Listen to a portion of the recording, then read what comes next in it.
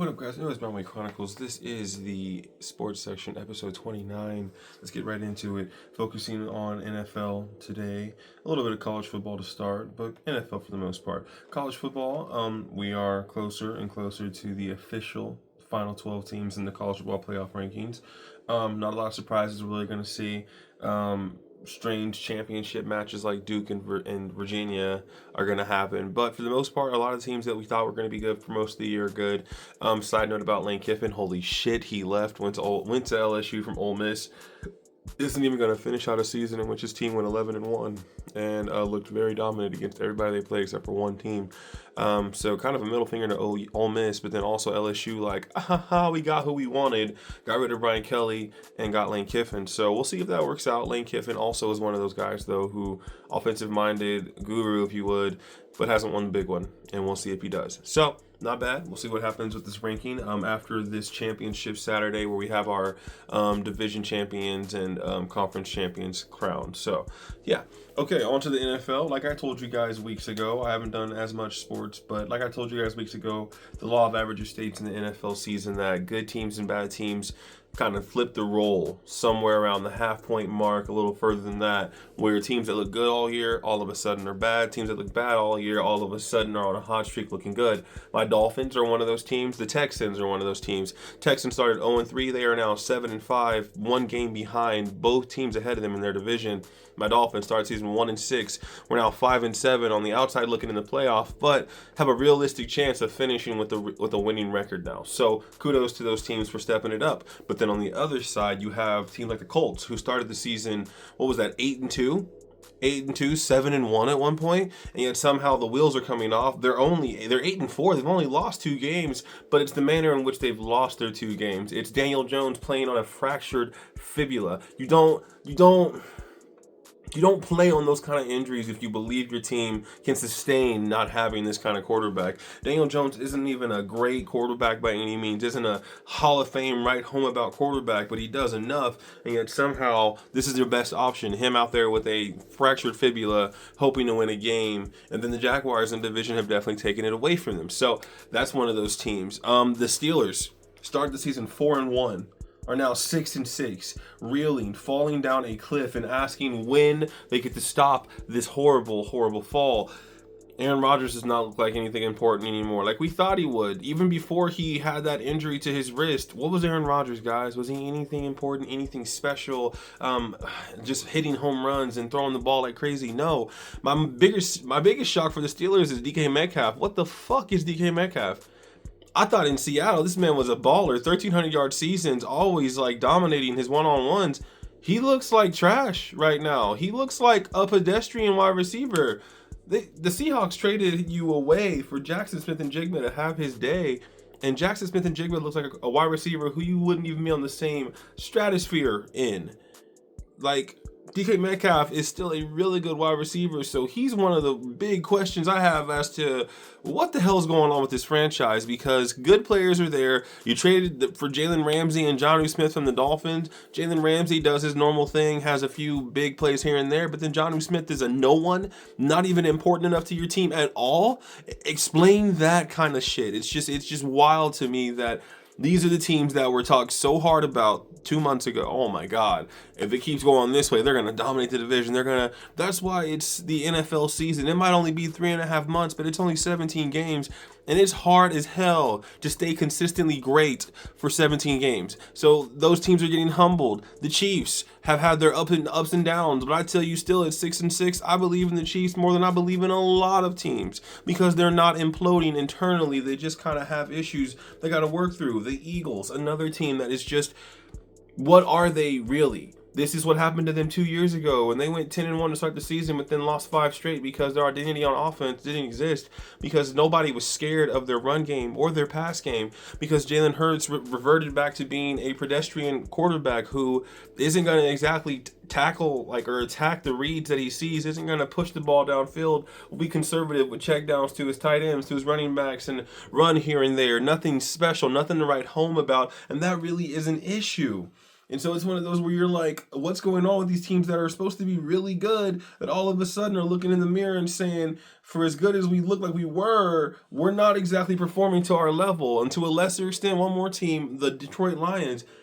I love the Detroit Lions. I love Dan Campbell. I'm even a Jared Goff fan. Jared Goff, for all the shit that's been talked about him, the boy left where you guys sent him away from and looks just as good as he did there, if not better. So good for him.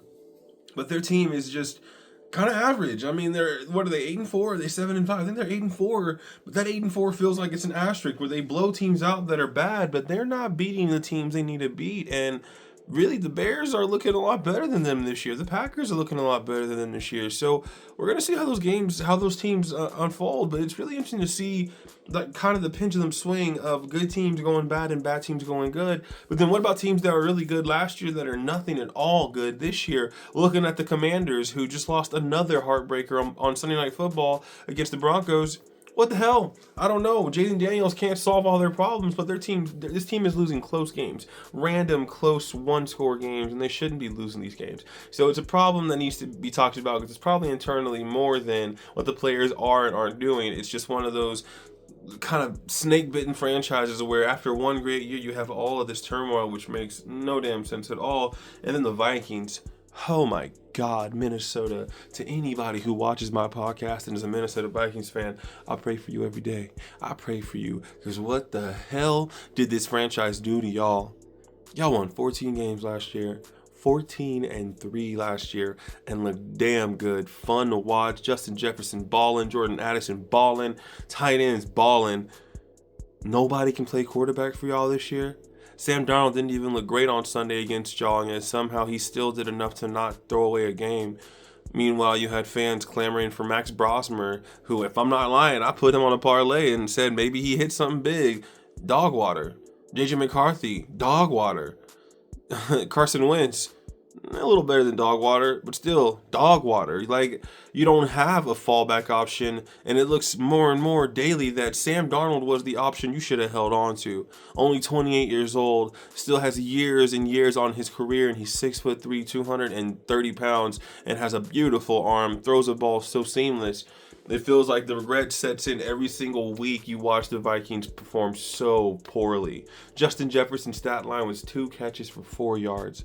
2 catches for 4 fucking yards from Justin Jefferson. One of the best wide receivers I've ever watched play a fucking football game. And you want him to sit there and wait for a JJ McCarthy to be good enough, or then to draft another quarterback, or bring in a new quarterback who's got to figure out the system and gel with Justin Jefferson, and all of it's pointing to the Vikings made the wrong choice. The horribly wrong choice. And now they got to deal with that for the rest of the season, and it's just not going to bode the way they wanted to because it's only looking worse as we go. So I really feel bad for them. Wonder if it gets easier, but I really don't think it does this year, at least for them. But yeah, no, like I was talking about, it's teams that were really good last year that have straight fallen off of a cliff. Looking at the Bengals, we can talk all we want about their record being 4-8 and them being okay.